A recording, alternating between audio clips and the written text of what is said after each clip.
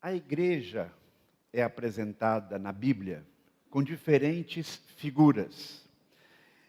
Estas figuras procuram nos mostrar como devemos nos relacionar com Deus e também com os nossos irmãos. E uma das imagens mais detalhadas, sobre qual a Bíblia mais fala da igreja, é a imagem do corpo de Cristo. O apóstolo Paulo faz uma analogia entre o corpo humano e o corpo de Cristo, que é a igreja. Interessante que Paulo apresenta esta realidade a uma igreja que é considerada a igreja mais problemática de todo o Novo Testamento, a igreja na cidade de Corinto. Uma igreja onde havia muitas intrigas, muitas confusões, fofocas, partidarismo. Corinto é uma cidade grega que ainda existe. Era uma cidade importante, uma cidade portuária nos dias de Paulo. E esta cidade ainda continua tendo uma certa relevância, porque ali em Corinto há ainda, sendo uma cidade portuária, um canal. Talvez você vendo essas fotos aí, você não imagina a dimensão, o tamanho deste canal, mas por ali passam enormes navios. E se um dia você tiver a oportunidade de ir à Grécia, indo a Corinto, aliás, deixa eu aproveitar e fazer uma propaganda aqui, não é? Porque no ano que vem nós estamos indo com um grupo também à Grécia e vamos a Corinto. Você tem a oportunidade de ver esse lugar que é realmente impressionante. Já estive ali e é algo realmente muito especial. É uma cidade, então, hoje turística, uma cidade onde tem as ruínas, as partes antigas e a parte nova, mas nos dias de Paulo era uma cidade que reunia pessoas de diversos lugares do mundo, e assim quando você tem pessoas de diferentes culturas, com diferentes práticas, muitas delas vindo do paganismo, você tem uma mistura perfeita para um ambiente difícil, um ambiente de confusão. E exatamente nesta igreja, que de forma um tanto surpreendente, Deus concede a esta igreja pessoas que têm diferentes dons. O Espírito Santo concedeu àquela igreja pessoas com as mais diferentes habilidades. E há um capítulo todo na carta aos Coríntios que aborda esta diversidade da igreja e essas características da igreja como o corpo de Cristo. É o capítulo de número 12. É interessante que esta bênção que a igreja recebeu do Senhor, num certo sentido, se tornou um problema. Porque começou a haver naquela igreja uma grande disputa sobre quem é mais importante. As pessoas tinham diversos cargos, diversas funções, mas elas começaram a competir entre si. E algumas se julgavam muito importantes. E, por outro lado, alguns que não tinham dons tão proeminentes, muitas vezes se julgavam inferiores. Até mesmo alguns pensavam que nem faziam parte da igreja, que não tinham sido agraciados com um dom especial. Fazendo uma analogia com o corpo humano, eles diziam, não sou mão, então não sou do corpo. Paulo, então, procura corrigir esta concepção equivocada do papel de cada um no corpo de Cristo. Ele diz, assim como o corpo humano não tem apenas um só membro, mas diversos membros, e cada membro tem a sua função, assim também é a igreja, corpo de Cristo. Por que Deus dá honra a todos os membros? Porque nenhum membro deve ser mais valorizado do que os outros. Porque ninguém precisa se sentir martirizado por aparentemente não ser tão capacitado quanto outros membros. Paulo dá razão para isso no versículo de número 25 do capítulo 12. E aí eu leio com você então este verso. Para que não haja divisão no corpo, para que os membros tenham igual cuidado uns pelos outros. Vou repetir, para que não haja divisão no corpo, mas para que os membros tenham igual cuidado uns pelos outros. Nossa reflexão nesta noite vai discorrer sobre este aspecto específico. O cuidado mútuo. O desafio de cuidarmos uns dos outros.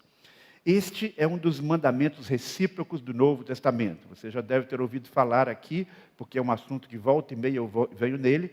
os mandamentos da mutualidade, aqueles mandamentos que são acompanhados pela expressão uns aos outros, uns com os outros, e também os mandamentos negativos, não façam isso, não façam aquilo uns com os outros. São cerca de 30 mandamentos do Novo Testamento, positivos e negativos. E nós temos então este aqui muito claro: cuidemos uns dos outros. E eu quero propor 4 atitudes para que isto seja de fato uma realidade, para que possamos efetivamente cuidar uns dos outros. E a primeira é reconhecer que todos precisamos ser cuidados. Todos nós precisamos ser cuidados, simplesmente porque nós somos seres humanos. Esta necessidade humana, ela inclusive tem sido detectada por agentes de marketing. Você já deve ter ouvido aí a propaganda de um partido político que diz: nós estamos aqui porque nós queremos cuidar de você. O ser mais inteligente criado por Deus, feito à imagem e semelhança divina, curiosamente diferente até mesmo de outros animais, de outras obras da criação de Deus, de outros seres vivos, ele nasce como um ser frágil, indefeso, que depende completamente dos cuidados de outros para sobreviver. Imagine um bebê largado à sua própria sorte. Quanto tempo ele vai sobreviver se não receber cuidado de uma outra pessoa? Pode ser até que depois, crescendo, já jovem, adulto, ele consiga sobreviver numa ilha deserta, num lugar isolado. Mas, vivendo sozinho, ele tem muito menos chance de sobrevivência do que se ele vive em comunidade. E esta vida isolada, na verdade, embora possa parecer algo assim muito bucólico, muito bonito, mas, na verdade, na prática, é muito difícil, porque quando vivemos em comunidade, nós potencializamos a chance de uma qualidade de vida com mais conforto, e o desafio da sobrevivência se torna, então, muito mais fácil de ser alcançado.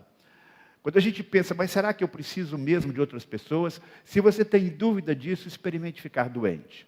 Quando você fica doente, mais do que nunca, você percebe como você depende dos cuidados de outras pessoas para o seu bem-estar. E se você nunca ficou seriamente doente, e se você viver muitos anos, na velhice, com toda certeza, você vai perceber que os seus dias podem ser menos sofridos se tiver alguém cuidando de você. Mas, além disso, desta realidade tão óbvia de que todos nós precisamos do cuidado de outras pessoas, porque nós não somos autossuficientes, porque nós somos seres humanos, até Jesus Cristo, quando esteve aqui na terra, se tornou um ser humano. E sendo um ser humano, ele precisou dos cuidados de seus pais. Desde que ele nasceu, ele recebeu os cuidados como um bebê da sua mãe, do seu pai, a proteção deles. Ele nasce numa manjedoura, ali ele é cuidado, ele é levado para o Egito pelos seus pais. Ele vive os primeiros anos da sua vida, da infância e da adolescência, debaixo da proteção, do cuidado da sua família. E na sua condição humana, mesmo adulto, ele pediu ajuda de outras pessoas. Lembram-se de Jesus lá no Getsêmani, quando ele está naquela grande batalha espiritual, ele pede aos seus discípulos mais chegados que estejam com ele, orando um com ele, pedindo que lhe desse uma cobertura espiritual. Então pense comigo, meu irmão, se Jesus, que era Jesus, na sua condição humana, no seu desenvolvimento humano, ele precisou do cuidado de outras pessoas, que dirá cada um de nós? Todos precisamos do cuidado. Além disto, a Bíblia mostra com muita clareza que, como membros do corpo de Cristo, nós estamos numa relação de interdependência, em que de fato precisamos uns dos outros. E o apóstolo Paulo deixa isso muito bem claro, quando no versículo 21 deste capítulo que nós estamos considerando, ele diz: o olho não pode dizer à mão, não tenho necessidade de ti, nem a cabeça pode dizer aos pés, não tenho necessidade de vós. Então, esta realidade nos convida a uma atitude de humildade, a uma atitude de reconhecermos que, de fato, para alcançarmos o nosso pleno potencial, para que a igreja seja aquilo que Deus planejou, nós precisamos do nosso irmão. Em uma comunidade saudável, é inclusive natural que eu espere ser cuidado pelo meu irmão. Você reconhece que em determinados momentos da sua vida, você precisou ser cuidado? Olhando a sua história, sua trajetória cristã, quais foram as pessoas que cuidaram de você? No sentido espiritual, Quais foram as pessoas que cuidaram de você no sentido integral, além da sua família, no contexto da igreja? Como você foi e tem sido cuidado? Eu digo para vocês com muita alegria que eu posso dizer que eu me sinto muito cuidado aqui na primeira igreja batista de Fortaleza. Não foi a cidade onde eu nasci, mas aqui Deus me deu o privilégio de ser cuidado juntamente com a minha família. Quantas bênçãos, quantas experiências maravilhosas eu tenho deste cuidado. Eu me lembro, por exemplo, quando os filhos eram bem pequenos, a Ana tinha, creio que 4 anos, o André 2 anos de idade, nós fomos fazer uma viagem para Israel. E ali, ficamos 15 dias fora. E corajosamente deixamos os nossos filhos com o Mazinho e a Lúcia.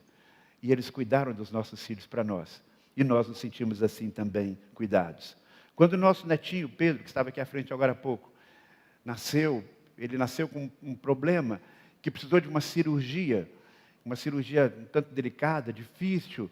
E a igreja liberou Dora, minha esposa, para ficar lá em Belo Horizonte com o Hélio, a Ana, os seus pais, durante o tempo que fosse necessário, para que eles pudessem ter esse suporte familiar. A Dora ajudando a filha, o genro, cuidando deles, estando ao lado deles, e a igreja nos autorizando, nos abençoando, cuidando da gente com esta liberação. São apenas pequenos exemplos. Podia falar de muitos outros irmãos que, vendo-nos em situação de necessidade, liberam, abençoam. E eu sei que isso acontece não apenas no meu contexto pessoal, mas muitos irmãos aqui, com certeza, em diversas situações da sua vida, já se sentiram cuidados por outros irmãos. E aí nós temos então que, em segundo lugar, além de perceber esta nossa necessidade de sermos cuidados, nós precisamos reconhecer a igreja como o ambiente ideal para o cuidado mútuo. A igreja é o ambiente que Deus escolheu, é o grupo que Deus escolheu para esse cuidado mútuo. Por isso que nós lemos no versículo 26, se um membro sofre, todos sofrem com ele. E se um membro é honrado, todos os outros se alegram com ele. Esse é o ideal de Deus. Algumas vezes isso pode não acontecer como nós gostaríamos, mas esse é o grande objetivo. É isso que Deus deseja ver no contexto da sua igreja. Há 2 grupos que Deus escolheu para que nós pudéssemos interagir, ministrando consolo, ministrando cuidado e recebendo cuidado. A família e a igreja. O ideal é que nesses grupos nós tenhamos inclusive a liberdade de expressar as nossas necessidades. Que tenhamos nesses 2 grupos a liberdade de dizer, está complicada a situação, eu preciso de ajuda. Eu já contei aqui a história, mas acho que vale a pena relembrar, repetir, que aconteceu com o nosso filho, André. Quando ele era pequeno, ele sofreu um acidente fora de casa. E aí ele machucou o pé, foi algo assim meio complicado, precisou dar pontos e tudo, e ele foi levado ao hospital. E ali nós recebemos a notícia de que ele tinha sofrido esse acidente, mas tinha se comportado muito bem, tinha sido um menino muito valente, porque ele não chorou, ficou ali firme. Mais tarde, lá em casa, quando nós fomos trocar o curativo, fomos cuidar dele, ele chorou bastante. Tudo disse, que é isso, rapaz? Lá no hospital você não chorou e aqui agora você está armando esse berreiro. Ele disse, mas agora eu estou em casa, né? Ou seja, em casa ele tinha liberdade para chorar. Em casa ele tinha liberdade para expressar aquilo que realmente ele estava passando, expressar a sua dor. É isso que Deus deseja. Que na igreja e na família, a gente tem esta liberdade de expressar aquilo que a gente está sentindo, aquilo que a gente está passando. Aqui é o meu lugar, aqui é o lugar de acolhimento da minha dor. Casa e igreja. Lugar de acolhimento da dor, casa e igreja, lugar de cuidado da dor. Qual a imagem que nós temos da igreja? Eu sei que os crentes mais maduros têm uma imagem correta do que é a igreja, mas muitas vezes, quando a pessoa não conhece a realidade da igreja, ela vincula a igreja a um templo. Ela vincula a igreja a um espaço físico. Se você pedir a uma pessoa, faça o desenho do que é uma igreja, provavelmente ela vai desenhar uma catedral. E, na verdade, as catedrais nos relembram o que é uma igreja, porque a igreja se reúne num templo. E quando você vai à Europa, por exemplo, aos Estados Unidos, você fica impressionado com a majestade, com a beleza daqueles lugares. Eu realmente acho muito bonito. Mas é lamentável que, especialmente na Europa, muitas dessas catedrais magníficas já não abrigam mais igrejas. Elas são apenas pontos turísticos. Por quê? Porque a igreja nem depende de um templo para que ela possa existir. Hoje nós temos, na verdade, tanto esforço, tanto trabalho para que possamos manter todo um ambiente favorável ao culto, um ambiente favorável à reunião, mas a igreja é mais do que esse tempo aqui, a igreja é mais do que esse espaço aqui, nós precisamos lembrar isso sempre. Quando eu penso na igreja onde eu vivi minha adolescência, e onde depois eu fui pastor, a primeira igreja batista de Teófilo Otoni, lá em Minas Gerais, eu me lembro que a igreja tinha uma estrutura muito simples. Nós não tínhamos um ministério infantil com tantos recursos quanto temos aqui na igreja. Nós não tínhamos lá um conjunto de músicos com a qualidade dos músicos que nós temos aqui. Nós não tínhamos salas tão bem equipadas. Nosso templo não tinha ar-condicionado. Obviamente não havia um painel de LED no fundo do templo, porque isso nem existia. Mas ali nós estávamos cultuando e recebendo ajuda mútua, porque a igreja não pode depender dessas coisas para ser igreja. Uma igreja que se reúne debaixo de uma árvore é uma igreja do Senhor Jesus, porque o importante é a comunhão e o senso de missão que este grupo deve ter, o senso de missão de alcançar aquele que não é um cristão e o senso de comunhão para edificação mútua, para cuidado mútuo. E isso eu confesso a vocês, digo para vocês, que não faltou ao longo da minha vida, na minha infância, na minha adolescência. Nós, adolescentes, jovens, gostávamos de nos reunir. Não precisava nem de um esforço institucional. A gente pegava um violão, se reunia na casa de um, se reunia na casa de outro. E eu me lembro que até mesmo nós, espontaneamente, íamos na casa daquele jovem, daquele adolescente que estava muitas vezes afastado. Íamos lá convidá-lo para voltar, para participar das programações da União, para participar dos cultos. Que experiência maravilhosa. Eu me lembro que quando uma vez eu sofri um acidente e quebrei o braço, como aconteceu há uns 5 anos atrás, eu quebrei o cotovelo. E eu fiquei assim, realmente sentindo muita dor, fiquei numa situação muito difícil durante vários dias. Eu nunca me esqueço que naquela ocasião, praticamente todos os meninos da igreja, as meninas foram lá me visitar. Eu passei uma semana recebendo visita. E naquele tempo, não sei se se faz isso ainda hoje, né? Todo mundo queria dar uma assinatura no gesso que estava no meu braço. E eu me lembro que eu fiquei, às vezes, até um pouco cansado, que eu tinha que contar sempre a mesma história de como é que eu tinha me acidentado. Me lembro disso com muita clareza. O que é isso? É cuidado, é comunhão. Então nós precisamos entender que a igreja no projeto de Deus, ela não pode perder este vínculo, esses relacionamentos, porque esta reunião que nós temos aqui é um aspecto da igreja, mas não é necessariamente o encontro principal. Precisamos desenvolver relacionamentos que sejam realmente significativos. E quando eu penso no cuidado mútuo, eu não penso apenas no que aconteceu na minha vida no passado. Já mencionei aqui agora há pouco o cuidado que nós experimentamos, eu e a minha família, depois que chegamos aqui, com esse cuidado deste casal que mencionei agora há pouco, com os nossos filhos pequenos, mas nós temos tantos exemplos concretos de cuidado mútuo durante a pandemia, especialmente, quando irmãos de fato ajudaram uns aos outros, levaram alimento, fizeram orações, ministraram, ajudaram de todas as maneiras que puderam, até mesmo financeiramente, ajudaram a pagar um plano de saúde. Eu sei que muitos irmãos aqui têm histórias para contar desse tempo de forma especial. Agora, sejamos sinceros, quem é mais fácil ajudar? É mais fácil você ajudar alguém que você só ouve falar aqui o nome, mas não tem a mínima ideia de quem seja? Se eu digo para você, vamos ajudar o irmão José, aí você pode, de repente, ajudar, mas será que esta ajuda será significativa se você não sabe quem é o irmão José? Porém, se você sabe que o irmão José é o seu companheiro de ministério, se o irmão José é aquele que canta com você no coro, ou que faz parte do seu pequeno grupo, ou é um amigo pessoal aqui na igreja, certamente você vai ter muita mais disponibilidade, muito mais desejo, muito mais empolgação para ajudá-lo. É natural que possamos nos sentir mais motivados a ajudar aqueles que nós conhecemos. E aí é que entra, então, a realidade do relacionamento interpessoal. Numa igreja pequena, é possível até que todos os membros conheçam todos os demais. que aqueles que já fizeram parte de uma igreja pequena que sabem do que eu estou falando.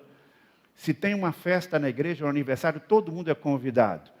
Se tem um casamento, todo mundo vai no casamento daquele irmão, porque a igreja é pequena. Uma igreja do porte da nossa, isso é impossível. Por isso que nós enfatizamos tanto, para que você possa ministrar e receber cuidado, você precisa estar envolvido num pequeno grupo. Você faz parte de um pequeno grupo? Certamente você recebeu cuidado e já cuidou dos outros. E se isso não aconteceu, alguma coisa não está funcionando muito bem. Talvez você tenha que mudar a sua participação no grupo, ou talvez até mudar de grupo. Mas o importante é que você tenha um grupo de irmãos na igreja com os quais você pode, de fato, colocar esse mandamento em prática. Porque é impossível que cada um de nós, mesmo os pastores, possam cuidar de todos igualmente numa comunidade de 500, 600 ou 1.000 pessoas.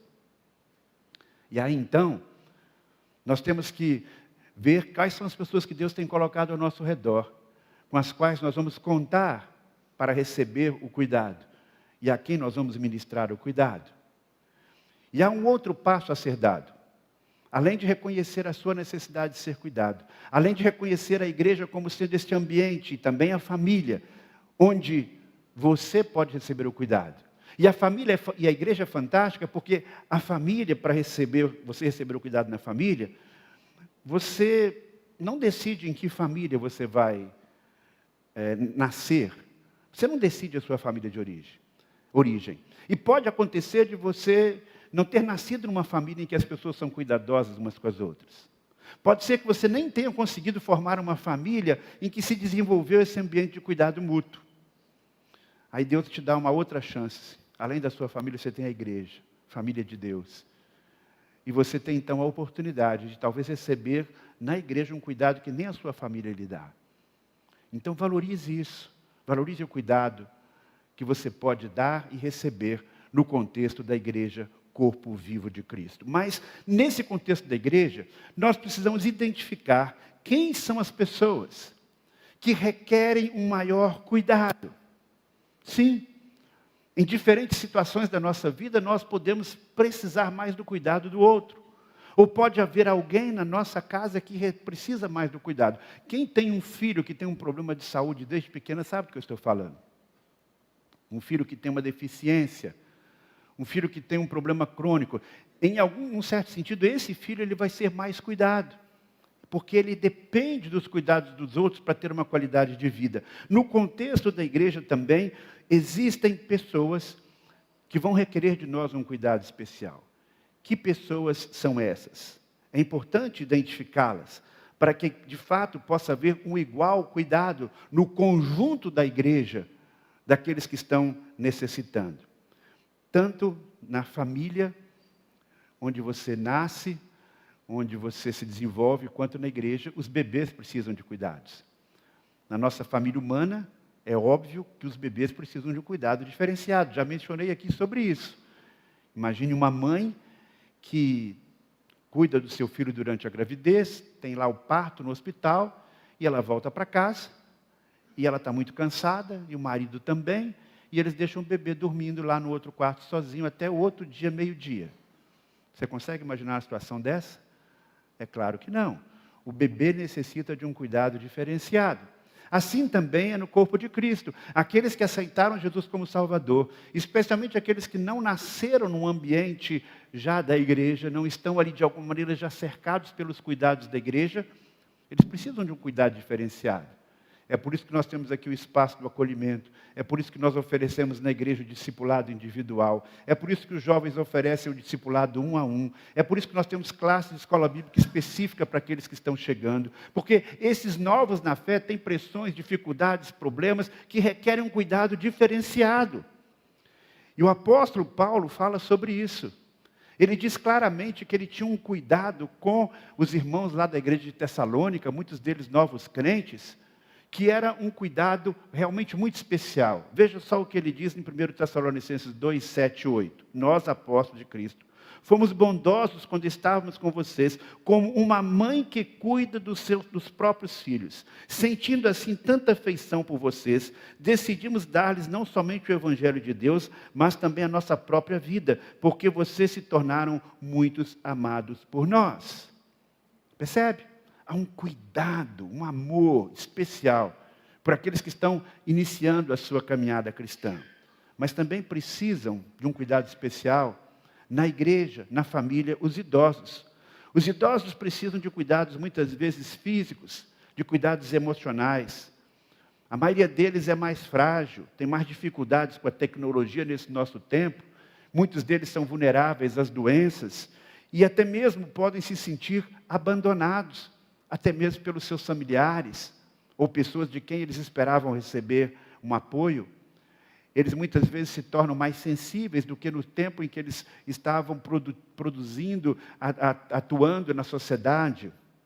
Até o apóstolo Paulo, meus irmãos, se sentiu assim, sabia? Quando ele escreveu para o seu amigo e o jovem pastor Timóteo, lá em 2 Timóteo capítulo 4, a partir do versículo 9, ele faz o seguinte apelo ao seu amigo Timóteo: procure vir logo ao meu encontro, pois Demas, amando este mundo, abandonou-me e foi para Tessalônica. Crescente para a Glácia e Tito para a Dalmácia. Só Lucas está comigo. Traga Marcos com você, porque ele me é muito útil para o ministério. Quando vier, traga a capa que deixei na casa de Crespo, em Troade, e os meus livros, especialmente os pergaminhos. Olha a situação de Paulo, ele já está idoso, e ele está precisando de ajuda, ele quer gente ao lado dele, ele já tem alguns, mas alguns não estão mais com ele. E ele diz: eu preciso de apoio, venha. Traga juntamente consigo Marcos, preciso dele aqui para me ajudar no que eu preciso fazer. Eu preciso dos meus livros, eu estou aqui talvez vivendo uma situação de dificuldade física, eu preciso da minha capa para me aquecer. Ele já é idoso fazia esse apelo. Ele não apenas ora e diz: Senhor, manda ajuda para mim. Não, ele expõe a sua necessidade com muita humildade. E eu imagino que Timóteo providenciou tudo isso que Paulo solicitou para ele. Por quê? Porque pessoas idosas precisam do nosso cuidado especial. Estamos cuidando bem das pessoas idosas de nossa igreja? Estamos atentos às suas necessidades? Esse é o nosso dever cristão. Também precisam de um cuidado especial os enfermos. Enfermos física, emocional e espiritualmente. Creio que é consenso entre nós de que quando nós ficamos doentes, nós percebemos mais do que nunca a nossa vulnerabilidade. E como uma boa visita, uma visita feita com sabedoria pode nos ajudar. Uma das coisas que eu mais gosto de fazer é visitar pessoas doentes, porque eu sinto que a minha simples presença ali no hospital, na casa dela, muitas vezes faz uma diferença tão grande para a vida daquele irmão, daquela irmã. Nós não podemos perder esse hábito de cuidar das pessoas, especialmente dos enfermos, através da visitação. Eu louvo a Deus porque nós temos na nossa igreja um ministério que tem se dedicado a isso, um ministério de capelania. Outras vezes, nós precisamos de uma ajuda quando estamos doentes e não temos força para fazer as coisas. Me lembro claramente de algumas ocasiões em que, como eu não sei realmente cozinhar, eu sou uma negação na cozinha, eu dependi de outros irmãos para nos ajudar, especialmente quando Dora esteve adoentada. Que maravilha chegar aquela sopa quentinha lá em casa, não é? Abençoando a vida dela e a mim também. Então, existem coisas que você pode fazer por alguém. É uma visita, é uma sopa quentinha, é uma mensagem no telefone, é uma mensagem no WhatsApp, é uma oração. O que você vai fazer? Pessoas que estão doentes emocionalmente, enfrentando crises emocionais. Muitas vezes uma crise familiar, uma crise no casamento. Que diferença faz uma visita, um conselho, um aconselhamento, chegando na hora certa, no momento certo? E aí eu pergunto para você, qual é o seu dom, meu irmão? Quais são as habilidades que Deus lhe deu? O apóstolo Paulo fala sobre o cuidado mútuo nesse contexto dos dons. Talvez você não tenha habilidade, como eu não tenho, para fazer uma sopa gostosa, mas você tem outros dons e outras habilidades e que Deus quer que você use para abençoar outras vidas. Pare e pense nesses últimos 30 dias, conscientemente, deliberadamente, a quem você ajudou, além da sua família, no contexto da sua igreja, no contexto do corpo de Cristo. Precisam de ajuda especial também aquelas pessoas que estão sobrecarregadas. No contexto da família isso é tão importante. Muitas vezes um dos cônjuges está trabalhando muito, muitas vezes um dos cônjuges está sobrecarregado com as suas responsabilidades domésticas e às vezes responsabilidades fora de casa. Existem poucas coisas que contribuem mais para a parceria conjugal, para a unidade de um casal do que a ajuda mútua. Um casal que mesmo tendo algumas dificuldades, percebe que o outro, que o cônjuge é um parceiro, que chega junto, que percebe a necessidade, nas pequenas coisas, nos pequenos gestos no dia a dia. De repente, um deles chega em casa com as compras, com as mãos cheias. Se o outro fica ali parado, sentado, sem se mover, o que ele está sinalizando? Em pequenas coisas você pode se levantar e ir lá, ajudar, carregar. Né? De repente um está lá estudando até tarde da noite, trabalhando até tarde da noite. Que diferença faz dizer, olha meu querido, está aqui uma xícara de chá, está aqui aquele sanduíche que você gosta. Cuidado, pequenas coisas que fazem tanta diferença, tanto no contexto da família, tanto no contexto do casamento, quanto no contexto da família cristã, da igreja como corpo de Cristo. De repente você tem um líder no ministério, e esse líder fica sobrecarregado, porque você não está ajudando a cuidar daquelas pessoas, e ele tem que cuidar de muita gente sozinho. E se você não participa no ministério como se comprometeu, se você chega atrasado, se você é relapso, você não está ajudando aquela pessoa a cuidar dos outros, e não está cuidando do seu próprio líder. Então, como você percebe, o conceito de cuidado mútuo ele é muito amplo. Ele envolve muitos desafios na nossa vida. Como membros do corpo de Cristo, como pessoas que têm responsabilidades e privilégios familiares. Mas, além disso, somos desafiados também a identificar aqueles que estão desanimados e afastados da nossa comunhão cristã, porque eles também precisam receber o nosso cuidado. O apóstolo Paulo, escrevendo aos Tessalonicenses, ele disse, pois vocês sabem que tratamos cada um como um pai trata seus filhos, exortando, consolando e dando testemunho, para que vocês vivam de maneira digna de que Deus os chamou para o seu reino e glória. Aquelas pessoas que estão afastadas da nossa comunhão cristã, eles precisam desse tipo de cuidado, quase como um cuidado paternal. Precisam ser chamados à atenção com amor, com carinho, mas precisam muitas vezes ser motivados a reassumirem os seus compromissos com Deus. Talvez alguns deles se afastaram por problemas, por dificuldades, foram machucados, mas nem sempre isso acontece. Quando a pessoa não cuida de determinados aspectos da sua vida cristã, ela pode simplesmente ir esfriando na sua fé. E esse esfriamento na fé, muitas vezes, frequentemente, vai levar a um esfriamento no seu compromisso também com a igreja local. E aí, quando nós nos dispomos a ir ao encontro deles, nós temos um desafio tremendo. Um desafio tremendo, porque mesmo que a pessoa precisa ser cuidada, muitas vezes parece que ela não quer ser cuidada. A pessoa se afasta da comunhão cristã, aí você se dispõe a ir ao encontro dela, ela quer, no fundo ela deseja ser cuidada, mas ela se afasta, ela tem resistências, ela nem sempre atende ao seu movimento. É bem verdade que existem outros que reagem positivamente. Quando você liga, quando você visita, quando você faz um contato, essa pessoa se sente amada, se sente cuidada, se sente acolhida e responde positivamente. E aí é um detalhe interessante, que faz parte, inclusive, da minha experiência como pastor nesse tempo de pós-pandemia. A gente nunca sabe, com certeza absoluta, qual vai ser o resultado da sua ação cuidadosa com o outro. Às vezes a gente pensa, olha, essa visita, esse contato foi uma bênção, essa pessoa vai reagir, e ela não reage. E aparentemente outros, que parece que você não foi muito bem sucedido na abordagem, de repente o Espírito Santo de Deus está agindo, toca no coração daquela pessoa, e ela retorna, e ela assume um novo compromisso com Deus. Ela se sente cuidada, ela se sente amada, e corresponde à sua atuação. É interessante que às vezes a pessoa precisa de ajuda, mas ela não reage como você gostaria. Isso até na família acontece. Já mencionei aqui, né? Eu creio que já mencionei essa história. Nossos 2 filhos, os filhos são diferentes entre si, a Ana Beatriz e o Vitor. A Ana Beatriz, quando era pequenininha, ela gostava mesmo de ter ali o cuidado da gente bem próximo. E eu me lembro que quando eu levava na escola, ela queria que eu levasse ela até a cadeira onde ela se assentava. Eu tinha que estacionar o carro, parar o carro e levá-la lá. Enquanto eu não colocava ela na cadeira dela, ela não ficava feliz. E eu procurava fazer isso. Alguns anos depois, o Vitor tinha a idade dela. O Vitor era diferente. Eu mal parava o carro e ele já abria a porta. Tchau, pai. né? Mesmo que eu quisesse levá-lo, ele já dava tchau e já sumia.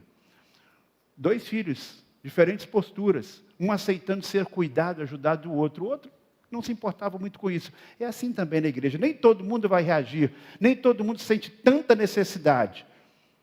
Mas, de qualquer maneira, a nossa responsabilidade é dizer, eu estou aqui, eu estou pronto a ajudá-lo. Se você quiser ser ajudado, se você quer ser cuidado, eu estou aqui para ajudar você.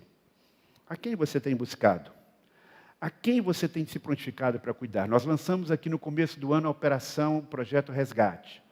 Você que se comprometeu a orar e buscar alguém, como é que está a sua ação nesta direção? Você tem de fato ido atrás desse irmão? Você continua orando, você continua buscando? Pode ser que você já tenha chegado à conclusão que essa pessoa de fato não quer, pelo menos agora, nenhum compromisso com a igreja. Continue orando, não desiste de orar. Mas pode ser que você mesmo tenha deixado esse contato pelo meio, eu tenha desistido antes mesmo de conseguir falar com a pessoa. Quero desafiá-lo a perseverar, a cuidar do seu irmão, aquele a quem Deus já colocou no seu coração um nome, para que você possa ir buscar, ajudar, não desista. Finalizando, qual é a sua situação? Talvez eu esteja falando aqui a alguém que está nesse templo, ou me acompanha agora pela internet, que está precisando ser cuidado. Peça ajuda. Insista até se for necessário. Seja humilde. Os pastores e os irmãos nem sempre têm bola de cristal. Aliás, nem sempre não. A gente não tem uma bola de cristal para adivinhar a sua necessidade. Não fique aí reclamando, dizendo, fiquei doente, ninguém me visitou. Estou passando um problema e ninguém me dá atenção. Você precisa comunicar para que haja a possibilidade de ajuda. A quem você, consciente e deliberadamente, está ajudando? No contexto conjugal, no contexto familiar, na igreja. Como tem sido a sua ação ajudadora? Quais são os dons que Deus lhe tem dado e você tem exercitado nesse intuito de cuidar e abençoar a vida do seu irmão? O que você tem investido emocional, espiritual e quem sabe até financeiramente? Você tem ajudado os seus pastores e líderes no cuidado com o rebanho? Quais são as pessoas que Deus já tem falado a você? Quero que você ajude a cuidar de fulano. Quero que você ajude a pastorear aquele seu irmão. Quem está cuidando de você? Feche os seus olhos. Vamos falar com Deus. Querido Pai, Tua palavra foi agora apresentada. E nós te pedimos, ó Senhor, que cada um de nós aqui, cada um que vai ouvir agora, está ouvindo agora esta palavra em sua casa, ou que vai ouvi-la num outro momento, que possa permitir que o Teu Santo Espírito fale ao seu coração, de acordo com a sua necessidade. Aqueles que estão precisando de cuidado, Senhor, que se abram para receber o cuidado do Senhor através dos seus irmãos. Obrigado porque o Senhor criou a igreja, para que possamos ter esse cuidado mútuo. Obrigado porque nós não temos que caminhar sozinhos no relacionamento contigo. Obrigado porque o Senhor provê a família, e o Senhor provê a tua família, a igreja, o corpo de Cristo, onde nós temos a possibilidade de abençoar a vida dos nossos irmãos e recebermos também o teu cuidado, a tua bênção. Ajuda-nos para que a nossa igreja e as tuas igrejas espalhadas por todo o mundo sejam essas comunidades onde cada pessoa que precisa da ajuda recebe ajuda. E abre, Senhor, o coração daqueles que estão necessitando de ajuda. Porque muitas vezes o coração se endurece, muitas vezes a decepção. E aquele que está carecendo tanto de ajuda emocional, física e espiritual, se afasta. Fecha o seu coração. E com isso perde a chance maravilhosa de receber o cuidado do corpo de Cristo. Abre, Senhor, os seus corações, as suas mentes, o seu entendimento, para perceberem a sua necessidade. E que eles encontrem alguém que possa supri-la. É o que eu te peço para as nossas vidas. Em nome de Jesus. Amém.